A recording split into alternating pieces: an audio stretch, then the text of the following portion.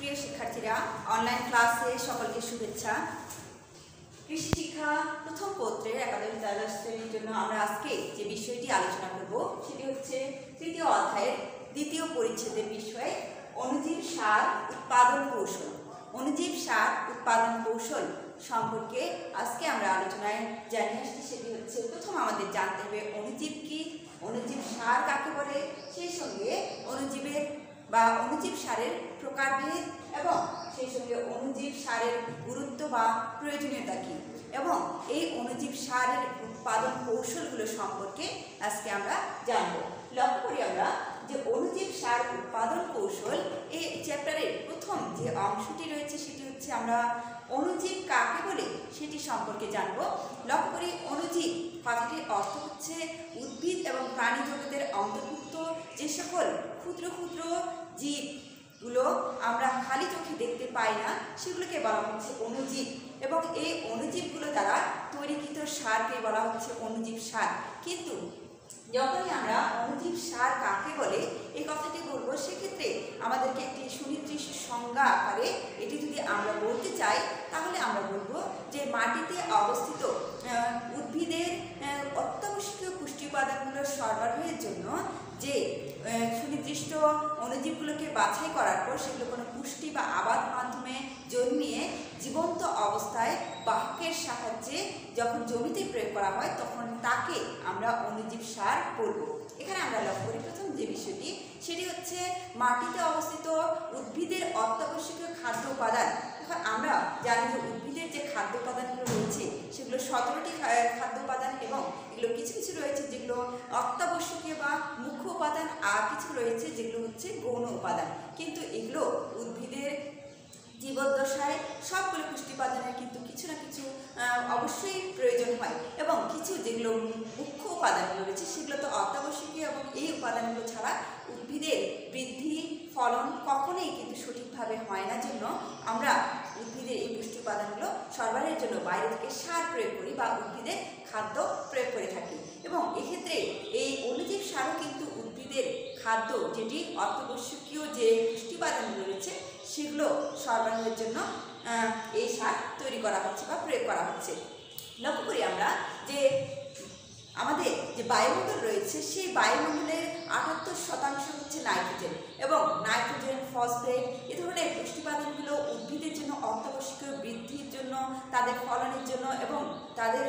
উৎপাদন ভালো পাওয়ার জন্য এই পুষ্টি উপাদানগুলো খুবই প্রয়োজন এবং উদ্ভিদ তার এই পুষ্টি উপাদানগুলো আয়ন আকারে মাটি থেকে গ্রহণ করে থাকে এবং এই পুষ্টি উপাদানগুলো কিছু কিছু বায়ুমণ্ডলে কিছু আমরা মাটি থেকে উদ্ভিদকে সংগ্রহ করতে দেখি। সেক্ষেত্রে আমরা লক্ষ্য করি সেগুলো কিন্তু সবসময় আয়ন আকারেও থাকে না, আবার সেগুলো উদ্ভিদের কখনো কখনো গ্রহণ উপযোগীও হয় না। যার কারণে এই পুষ্টি উপাদানগুলো গ্রহণের জন্য তাদের সঠিক মাত্রায় নিয়ে আসার জন্য এই অণুজীবগুলো কিন্তু কাজ করে এবং অণুজীবগুলোর ক্ষেত্রে আমরা লক্ষ্য করি যে ব্যাকটেরিয়া, ছত্রাক, ভাইরাস, সেই সঙ্গে বিভিন্ন ধরনের নেমাটোড এগুলো কিন্তু কিছু কিছু উপকারী এবং অপকারী সেগুলো কিন্তু প্রত্যক্ষ পরোক্ষভাবে জমির উর্বরতা বৃদ্ধির জন্য কাজ করে থাকে। আবার এই অণুজীবগুলো কিছু সংখ্যক রয়েছে যেগুলো তো আমাদের উদ্ভিদের জন্য এই পুষ্টি উপাদানগুলোর নিঃসরণ করে এবং যে কোনো ধরনের উপাদানকে পচিয়ে বা যে কোনো ধরনের পদার্থকে পচিয়ে সেগুলো আবারও পুষ্টি উপাদানে নিঃসরিত করার জন্য এই অণুজীবগুলোর গুরুত্ব কিন্তু অনেক রয়েছে। সেক্ষেত্রে আমরা লক্ষ্য করি যে অণুজীব যেগুলো বিশেষ করে উপকারী অণুজীব যেমন আমরা রাইজোবিয়াম ব্যাকটেরিয়ার কথা বলতে পারি, তারপরে অ্যাজোলাম নীলাভ সবুজ শৈবালের কথা বলতে পারি এবং সেই সঙ্গে এখানে আমরা ট্রাইকোডার্মা ছত্রাকের কথা বলতে যেগুলো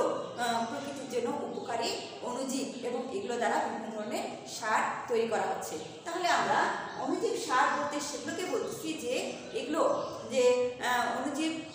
যেগুলো মাটিতে অবস্থিত পুষ্টি উপাদানগুলো উদ্ভিদের গ্রহণ উপযোগী করে তোলে তাকে সেক্ষেত্রে প্রস্তুত প্রণালীর ক্ষেত্রে অণুজীব সারের ক্ষেত্রে আমরা বলছি যে অণুজীব সার অবশ্যই এটি কোনো পুষ্টি বা আবাদ মাধ্যমে যেমন জন্মানো হয় এবং বাহকের সাহায্যে জীবন্ত অবস্থায় জমিতে প্রয়োগ করা হয়, তবে যেটাকে অণুজীব সার বলবো। এরপরে লক্ষ্য করি আমরা অণুজীব সারের প্রকারভেদ। অণুজীব সারের প্রকারভেদ কার্বোহাইড্রেটের ক্ষেত্রে আমরা লক্ষ্য করি যে আমরা বলছি যে উদ্ভিদের যে অত্যাবশ্যক পুষ্টি উপাদানগুলো, বিভিন্ন ধরনের পুষ্টি উপাদান রয়েছে, সেগুলোর ক্ষেত্রে প্রয়োজনীয় যেমন আমরা বলতে পারি সেই নাইট্রোজেন, ফসফরাস, এগুলো কিন্তু অত্যাবশ্যকীয় এবং এগুলো সেক্ষেত্রে আমরা লক্ষ্য করি নাইট্রোজেন সংবন্ধনকারী রাইজোবিয়াম ব্যাকটেরিয়া, সেক্ষেত্রে নাইট্রোজেন সংবন্ধনকারী বলা হচ্ছে এখানে নাইট্রোজেন সংযোজন করে, বা যেটা আমরা এখনই বললাম যে বায়ুমণ্ডলে 78% নাইট্রোজেন রয়েছে, কিন্তু উদ্ভিদ তার এই প্রয়োজনীয় নাইট্রোজেন আয়ন আকারে বায়ুমণ্ডল থেকে গ্রহণ করতে পারে না। এক্ষেত্রে কিছু কিছু ব্যাকটেরিয়া এবং নিরামিষভোজী শৈবাল রয়েছে যেগুলো এই বায়ুমণ্ডলের 78% নাইট্রোজেন বা গ্যাসীয় নাইট্রোজেনকে পরিবর্তন করে তাদের নিজেদের প্রয়োজনে ব্যবহার করে এবং অতিরিক্ত মাটিতে আয়ন আকারে ছেড়ে দেয়, বা তাদের যেখানে তারা কলোনি করে বসবাস করে সেখানে তারা জমা করে রাখে এবং এগুলো থেকে সহজে মাটিতে নাইট্রোজেন নিঃসরণ হয়। তবে এই পদ্ধতিটাকে বলা হচ্ছে সংবন্ধন বা ফিক্সেশন, নাইট্রোজেন ফিক্সেশন বা নাইট্রোজেন সংবন্ধন। এই সংবন্ধনকারী অণুজীব হচ্ছে রাইজোবিয়াম, যেটি একটি ব্যাকটেরিয়া। এই ব্যাকটেরিয়া নাইট্রোজেন সংবন্ধন বা নাইট্রোজেন ফিক্সেশন করতে পারে, যেটি বায়ুমণ্ডল থেকে মাটিতে বা মাটিস্থ পানি, কৌশিক পানিতে আয়ন আকারে ছেড়ে দিতে পারে, যার কারণে রাইজোবিয়াম অণুজীবকে বলা হচ্ছে নাইট্রোজেন সংবন্ধনকারী অণুজীব এবং এটি মাটিতে নাইট্রোজেন আয়নের চাহিদা পূরণ করতে পারে। এরপরে রয়েছে ফসফেট দ্রবীভূতকারী। মাটিতে যে ফসফরাস বা ফসফেট রয়েছে সেগুলো কিন্তু অনেক সময় উদ্ভিদ প্রয়োজন অনুসারে গ্রহণ করতে পারে না, আবার সেগুলো আয়ন আকারে না থেকে অন্য দ্রব্য আকারে বা অন্য কোনো বস্তুর সঙ্গে সংযুক্ত থাকায় এটি সহজে উদ্ভিদের গ্রহণযোগ্য হয় না, যার কারণে এই ফসফেটকে দ্রবীভূত করে সহজে উদ্ভিদের গ্রহণ উপযোগী করার ক্ষেত্রে তারপরে পেনিসিলিয়াম একটি ছত্রাক, যেটি এই উপকারী অণুজীব যা আমাদের ফসফরাস দ্রবীভূতকারী অণুজীব হিসেবে, এবং এটি দ্বারা আমরা বিভিন্ন ধরনের সার তৈরি করতে পারবো। এরপরে লক্ষ্য করি কম্পোস্ট উৎপাদনকারী। এক্ষেত্রে কম্পোস্ট উৎপাদনকারীর কম্পোস্ট কথাটির অর্থ হচ্ছে বিভিন্ন আবর্জনা বা যে কোনো জড় পদার্থ সেগুলোকে পচিয়ে সেগুলো আবার পূর্বে অবস্থায় ফিরে নিয়ে আসা, বা আমরা বলতে পারি যে তাদের অবস্থিত উপাদানগুলোকে আলাদা করে ফেলা, সেটি হচ্ছে কম্পোস্ট। এক্ষেত্রে কম্পোস্ট উৎপাদনকারী বা সেক্ষেত্রে ছত্রাক ট্রাইকোডার্মা, এই ট্রাইকোডার্মা ছত্রাকটি একটি উপকারী ছত্রাক, যেটি উদ্ভিদের প্রয়োজন অনুসারে সেটি ব্যবহার করা যায়, এবং এক্ষেত্রে ট্রাইকোডার্মা ছত্রাকের ক্ষেত্রে একটি বিশেষ নাম আমরা লক্ষ্য করি, সেটি হচ্ছে ডক্টরস ফাঙ্গাস। এই ট্রাইকোডার্মা ছত্রাককে বলা হচ্ছে, কারণ হচ্ছে যে ট্রাইকোডার্মা এমন একটি ছত্রাক যেটি বিভিন্ন ধরনের উদ্ভিদে মাটিতে অবস্থিত বিভিন্ন ধরনের ক্ষতিকারক ছত্রাক, ব্যাকটেরিয়া এবং নেমাটোডগুলোকে এরা ধ্বংস করতে পারে, যার কারণে এই ট্রাইকোডার্মা ছত্রাককে বলা হচ্ছে ডক্টরস ফাঙ্গাস। এবং এক্ষেত্রে ট্রাইকোডার্মার ক্ষেত্রে লক্ষ্য করি যে এটি মাইসেরিয়াম দ্বারা তৈরি এবং এটি সহজে কলোনি তৈরি করতে পারে, এবং সেই সঙ্গে এখানে মাইসেরিয়াম দ্বারা তৈরির ফলে অধিক পরিমাণ কনিডিয়া কিন্তু এই ট্রাইকোডার্মায় লক্ষ্য করা হয়, এবং সহজে এরা অনুকূল পরিবেশে কলোনি তৈরি করতে পারে এবং অন্য ক্ষতিকর ছত্রাক, ব্যাকটেরিয়া বা নেমাটোডের বংশবিস্তারকে এরা রোধ করতে পারে। জন্য এই ট্রাইকোডার্মা ছত্রাককে বলা হচ্ছে ডক্টরস ফাঙ্গাস। বিভিন্ন ধরনের ট্রাইকোডার্মা ছত্রাক যেগুলো রয়েছে সেগুলো উপকারী, এবং এগুলোর মধ্যে দুটি প্রজাতি ট্রাইকোডার্মা প্রজাতি যেগুলো ট্রাইকোকম্পোস্ট বা কম্পোস্ট সার উৎপাদনের জন্য ব্যবহার করা হয়। সেক্ষেত্রে দুটি প্রজাতি ট্রাইকোডার্মা ভিরিডি এবং ট্রাইকোডার্মা হার্জিনিয়াম। ট্রাইকোডার্মা হার্জিনিয়াম লক্ষ্য করি আমরা এখানে ট্রাইকোডার্মা ভিরিডি এবং ট্রাইকোডার্মা হার্জিনিয়াম এই দুটি প্রজাতি যে ট্রাইকোডার্মার দুটি প্রজাতি রয়েছে, এই প্রজাতি দুটি সবচেয়ে বেশি ব্যবহার করা হয় এই ট্রাইকোকম্পোস্ট বা কম্পোস্ট সার উৎপাদনের জন্য, এবং সহজে এটি কলোনি তৈরি করতেছে এবং বংশবিস্তার দ্রুত হচ্ছে, এবং এটি সবুজ কালারের হয়ে থাকে, ফলে অন্য ছত্রাক, ব্যাকটেরিয়া এবং বিশেষ করে নেমাটোডগুলোর বংশবিস্তারে এটি রোধ করে, এবং ফলে এটি পরিবেশের জন্য ক্ষতিকর নয়, এবং সেক্ষেত্রে অন্যান্য অণুজীবের বংশবিস্তার রোধ করে দেওয়ার জন্য বিভিন্ন ধরনের রোগ বালাই থেকেও এটি দূর করে, এবং সেই সঙ্গে বিভিন্ন রোগের প্রতিরোধের ক্ষেত্রে আমরা এটিকে ব্যবহার করতেছি, জন্য এটাকে বলা হচ্ছে ডক্টরস ফাঙ্গাস। এরপরে আমরা চলে আসি যে অণুজীব সারের গুরুত্বের ক্ষেত্রে আসলে অণুজীব সার কেন আমাদের প্রয়োজন বা এর গুরুত্ব কি, এক্ষেত্রে আমরা লক্ষ্য করি যে অণুজীব সার এমন একটি সার যেটি সহজে অণুজীব দ্বারা তৈরি করা যাচ্ছে এবং বিশেষ করে যে উদ্ভিদের অত্যাবশ্যকীয় মূল পুষ্টি উপাদান নাইট্রোজেন সেটির সরবরাহের জন্য এটি ডাল জাতীয় শস্যের এটি নডিউল বা গুটি তৈরি করে এবং নডিউল বা গুটি তৈরির ফলে এখানে নাইট্রোজেন সংবন্ধন করে যে নাইট্রোজেন জমা করে রাখে সেটি পরবর্তী মাটিতে ছেড়ে দেওয়ার ফলে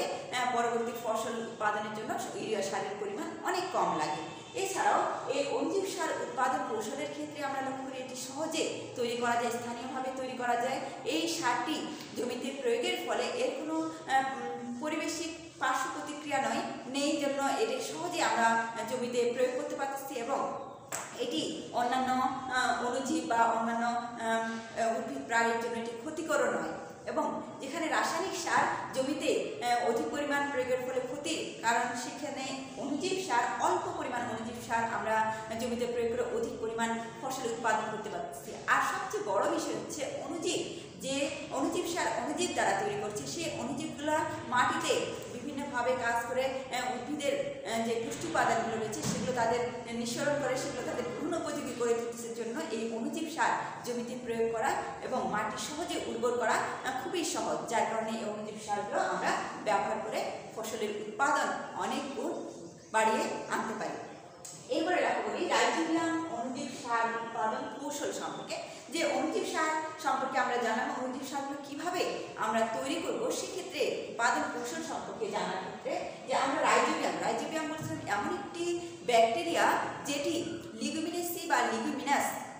জাতীয় উদ্ভিদে বা শিম জাতীয় উদ্ভিদের মূলে বা শিকড়ে অনুকূল পরিবেশে তারা নডিউল বা গুটি তৈরি করতে পারে। আবারও বলছি যে রাইজোবিয়াম একটি ব্যাকটেরিয়া এবং এই ব্যাকটেরিয়াটি লিগুমিনেসি বা লিগুম জাতীয় উদ্ভিদে বা বিশেষ করে শিম জাতীয় উদ্ভিদের শিকড় বা মূলে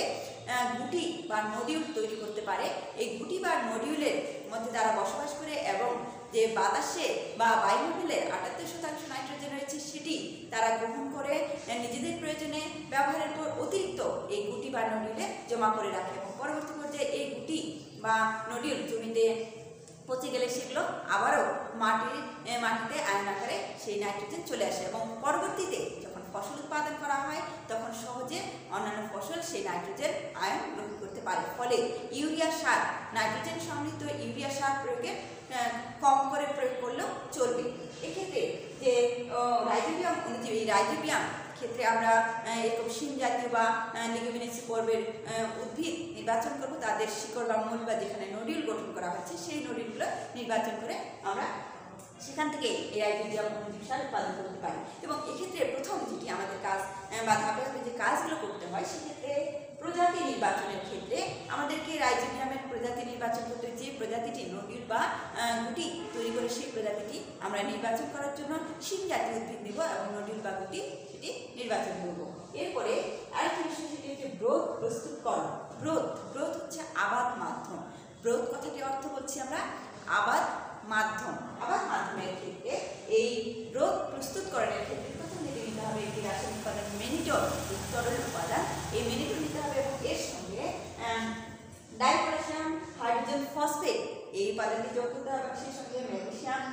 সালফেট 7 মলিকুল ওয়াটার এবং এর সঙ্গে সোডিয়াম ক্লোরাইড, ইস্ট নির্যাস এবং পরিস্কৃত পানি একত্রিত করে এই উপাদানগুলো একত্রিত করে একটি ব্রোথ বা আবাদ মাধ্যম তরল কালচার তৈরি করতে হবে, যার মধ্যে অণুজীবগুলো বা আমরা বলতে পারি রাইজোবিয়াম অণুজীব যেটা আমরা নডিউল থেকে সংগ্রহ করে সেটি আমরা এই ব্রোথের মধ্যে দিব এবং এই ব্রোথে দেওয়ার পর 7 থেকে 9 দিন পর্যন্ত আমরা অপেক্ষা করব এবং এখানে আমরা লক্ষ্য করব অণুজীব এই পরিবেশে দিলে দ্রুত বংশ বিস্তার করে এবং এখানে এই আবাদ মাধ্যমে সহজে অণুজীবের কলোনি তৈরি করে এবং সেই সঙ্গে এখানে এই ব্রোথ প্রস্তুতকরণের পর আমরা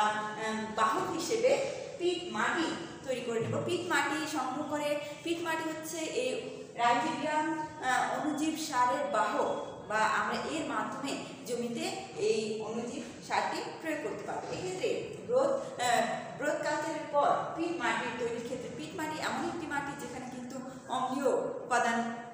মানে মাটি অম্লীয় বেশি এবং এর সঙ্গে ক্যালসিয়াম কার্বনেট যোগ করে এর পিএইচ এর মান অবশ্যই 6.5 থেকে 7-এ নিয়ে আসতে হবে। এবং এই পিট মাটি আমরা ভালো করে গুঁড়ো করে ঝুরঝুর করে চালনি দিয়ে চেলে এবং খুব ভালোভাবে এটিকে জীবাণু অটোক্লেভে জীবাণুমুক্ত করে নিয়ে রোদে শুকিয়ে তারপরে সেটির মধ্যে আমরা এই গ্রোথ থেকে যে অনুজীব আমরা উৎপাদন করছি সেই অনুজীবগুলো ইঞ্জেকশনের মাধ্যমে আমরা এই পিট মাটির যে পলিথিনে 100 গ্রাম করে পলিথিন সেটা নিয়ে সেখানে আমরা ইঞ্জেকশনের মাধ্যমে এই তরল কালচার ইনজেক্ট করব বা ইনকুলেশন করব এবং এখানে দ্রুত রাইজোবিয়াম উৎপাদন করে এবং এর মাধ্যমে আমরা এই পিট মাটি জমিতে ছিটিয়ে দিয়ে এই সার তৈরি করতে পারি। এবং এখানে আরেকটা বিষয় আমরা বলছি অনুজীব সার, রাইজোবিয়াম অনুজীব সারের ক্ষেত্রে এই বাহক দুটি অংশ, যেটি হচ্ছে আমরা বললাম যে আবাদ মাধ্যম, সেটি হচ্ছে গ্রোথ কালচার এবং সেই সঙ্গে এখানে যে বাহক হিসেবে আমরা পিট মাটি ব্যবহার করে দুটি মাধ্যমে আমরা সহজে জমিতে এই অনুজীব সারটি প্রয়োগ করতে পারছি। এরপরে আমাদের আরেকটি অনুজীব সার, যেটিও নাইট্রোজেন সংবর্ধনকারী একটি অনুজীব সার, সেটি হচ্ছে এজোলা অনুজীব সার। এজোলা অনুজীব সার, এজোলা একটি নীলাভ ও সবুজ শৈবাল। এজোলাকে বলা হচ্ছে নীলাভ সবুজ শৈবাল এবং বাংলাদেশে বিশেষ করে উষ্ণ পরিবেশে এই নীলাভ সবুজ এজোলা পাওয়া যায় এবং এই এজোলার ক্ষেত্রে আমরা লক্ষ্য করছি এজোলা নীলাভ সবুজ শৈবাল, যেটি বাংলাদেশে খুদিপানা বা খুঁটিপানা নামে পরিচিত এবং এখানে বলা হচ্ছে এজোলা নামক এই পানার পাতার গহ্বরে এক ধরনের শ্যাওলা বা আমরা অনুজীব পাই, সেই অনুজীবটির নাম হচ্ছে অ্যানাবেনা এজোলাই। অ্যানাবেনা এজোলাই এই অনুজীবটা পেয়ে থাকি এবং এই অনুজীবটি বাতাসের যে 88% নাইট্রোজেন রয়েছে সেটি তারা গ্রহণ করে নিজেদের প্রয়োজনে মিটিয়ে পাতার গহ্বরে তারা জমা করে রাখে এবং পরবর্তীতে এই খুঁটিপানা বা খুঁটিপানা যখন আমরা জমিতে চাষ দিয়ে মিশিয়ে দিই তখন সেখান থেকে সেগুলো নিঃসরিত হয়ে মাটিতে মিশে যায়, আয়ন আকারে মাটিতে নাইট্রোজেন মিশে যায়, ফলে পরবর্তীতে ফসল উৎপাদনের ক্ষেত্রে এটি সহজেই উদ্ভিদ গ্রহণ করতে পারে। বিশেষ করে এজোলা সার, বিশেষ করে আমরা ধান ফসলের জন্য এই এজোলা সার খুবই কার্যকরী এবং সহজে ধান খেতে আমরা এজোলা প্রয়োগ করে ধানের উৎপাদনকে অনেক বৃদ্ধি করতে পারি। কিন্তু এখানে এজোলা সার উৎপাদনের ক্ষেত্রে আমরা লক্ষ্য করি যে কীভাবে আমরা উৎপাদন করবো, উৎপাদন কৌশলের ক্ষেত্রে খুবই সহজ এবং এক্ষেত্রে লক্ষ্য করি যে এজোলা যখন আমরা উৎপাদন করব সেক্ষেত্রে আমরা বলতে পারি যে একটি পদ্ধতির ক্ষেত্রে লক্ষ্য করি এখানে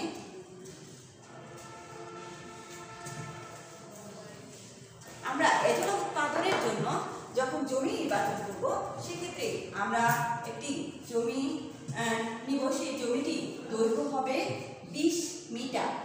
এবং প্রস্থ হবে 16 মিটার। এখানে লক্ষ্য করি এখানে হচ্ছে 16 মিটার প্রস্থ 16 মিটার এবং দৈর্ঘ্য নিব আমরা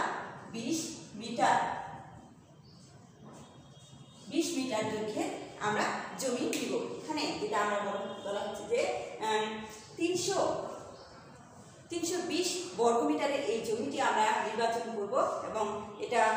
এই জমিতে এজোলা চাষের জন্য আমরা প্রথম জমিটাকে 2 ভাগে বিভক্ত করে নেব। লক্ষ্য করি আমরা এর দৈর্ঘ্য বরাবর 2 ভাগে বিভক্ত করব, ফলে এর আমাদের আয়তন কিন্তু হবে 160 বর্গমিটার চলে আসবে। আবার এই দুটিকে 160 এটাকে আবার আমরা আরেকটু ভাগ করে নিব, এর প্রস্থ বরাবর ভাগ করব, যেটি আমাদের আয়তন চলে আসবে 80 বর্গমিটারে এবং পরবর্তীতে আমরা আবারও এটিকে ভাগ করে নিব, 2 ভাগে বিভক্ত করব। লক্ষ্য করি এই 2 ভাগে বিভক্ত করে যেটি আয়তন চলে আসবে 40 বর্গমিটারে এবং 40 বর্গমিটারকে আবারও আমরা ভাগ করে নিব 20 বর্গমিটারে। লক্ষ্য করি এখানে 5 মিটার দৈর্ঘ্য বিশিষ্ট এবং 4 মিটার প্রস্থ বিশিষ্ট যেটি এই প্লটটি আমরা নির্বাচন করব এবং লক্ষ্য করি যেহেতু এই প্লটটি 20 বর্গমিটার প্লট, বিও কিন্তু 20 বর্গমিটারের প্লট হবে। এরপরে সি এবং সেই সঙ্গে এখানে ডি, এখানে 80 এবং এখানে যেটা আমরা ই ধরছি সেটা হচ্ছে 160 বর্গ মিটার। এই আয়তনের যে প্লটগুলো আমরা তৈরি করলাম। প্রথম আমরা শুরু করব এই এ প্লটের জন্য এখানে 20 বর্গ মিটার জমিতে প্রথমে আমরা জমিটাকে প্রস্তুত করে নেব। প্রস্তুতের জন্য আমরা এখানে পানি দেব 6 থেকে 10 সেন্টিমিটার গভীরতার পানি নেব এবং এই পানিতে আমরা অবশ্যই প্রথম স্টেপে বা প্রথম ধাপে আমরা 100 গ্রাম টিএসপি প্রয়োগ করে নেব। এরপরে যে আমরা বীজ হিসেবে এজোলার বীজ অ্যানাবেনা এজোলার যে বীজ নির্বাচন করব সেই বীজটি 0.02 ফুরাডন দ্রবণে ডুবিয়ে সেটাকে আমরা জীবাণুমুক্ত করে নিব এবং এই অণুজীবটি তারপরে এই 20 বর্গ মিটার জমিতে আমরা ছেড়ে দেব। এবং এখানে 1 সপ্তাহ পর আমরা লক্ষ্য করব পুরোটাই যখন এই পুরো জমিটা এই 20 বর্গ মিটার জমিটা পুরো মেটে বা সবুজ নীলাভ সবুজ শৈবালে ছেয়ে যাবে, তখন আমরা এই জায়গাটাতে অবশ্যই একটু আলটাকে কেটে দেব। কেটে দেওয়ার ফলে লক্ষ্য করবো যে এই বা আমরা বলতে পারি 20 বর্গ মিটারের যে মেঘ বা নীলাভ সবুজ শৈবাল তৈরি হচ্ছিল সেটি আবার এই বীজ জমিতে চলে আসবে। কিন্তু এখানে কিন্তু পূর্ব থেকে আমরা বীজ জমিকেও প্রস্তুত করে রাখবো, সেখানে কিন্তু এই জমির মতোই আমরা টিএসপি সার দিয়ে এবং সেই সঙ্গে জমিতে পানি দিয়ে জমিতে প্রস্তুত করে রাখবো এবং এই জমির আল কেটে দেওয়ার ফলে এই জমির বা এই 20 বর্গ মিটারের জমির যে সবুজ শৈবাল রয়েছে সেটি বি জমিতে চলে আসবে। আবার 1 সপ্তাহ আমরা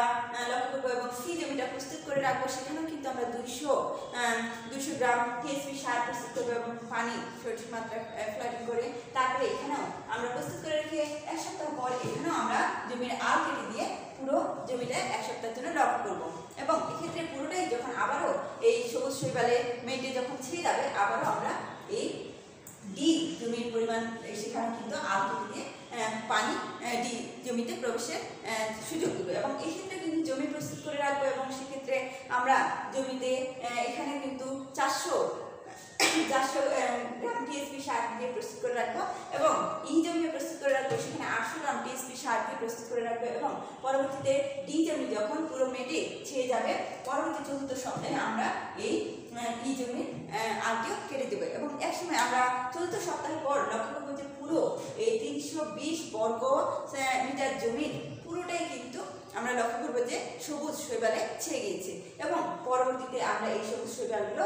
ছেঁকে পানি থেকে তুলে আমরা আমাদের নির্দিষ্ট জমিতে প্রয়োগ করতে পারি। এবং আমরা বলছি এখানে সবুজ এজোলা সার বিশেষ করে ধান চাষের জন্য এটি কিন্তু খুবই উপকারী এবং ধান চাষের ক্ষেত্রে এই সারটি সহজে প্রয়োগ করে ধানের উৎপাদন অনেক গুণ বাড়িয়ে তুলতে পারি, যার কারণে ধান ফসলের ক্ষেত্রে কিন্তু এই এজোলা অনুজীব সারটি প্রয়োগ করা হয় এবং এভাবে আমরা এজোলা অনুজীব সার সহজে প্রস্তুত করতে পারি। তো আজকে আমরা যে বিষয়টি আলোচনা করলাম লক্ষ্য করি যে অনুজীব সার উৎপাদন কৌশলের ক্ষেত্রে এই রাইজোবিয়াম এবং এজোলা অনুজীব সার প্রস্তুতকরণের পদ্ধতি আমরা জানলাম এবং অনুজীব সার সম্পর্কে জানলাম। তো এগুলো সম্পর্কে আমাদেরকে ভালোভাবে জানা থাকতে হবে এবং ভালোভাবে পড়তে হবে, পরীক্ষার জন্য ভালোভাবে পড়তে হবে। তো এই ছিল আজকে আমাদের আলোচনার বিষয়ে। সকলে সুস্থ থাকো, ভালো থাকো। ধন্যবাদ সবাইকে।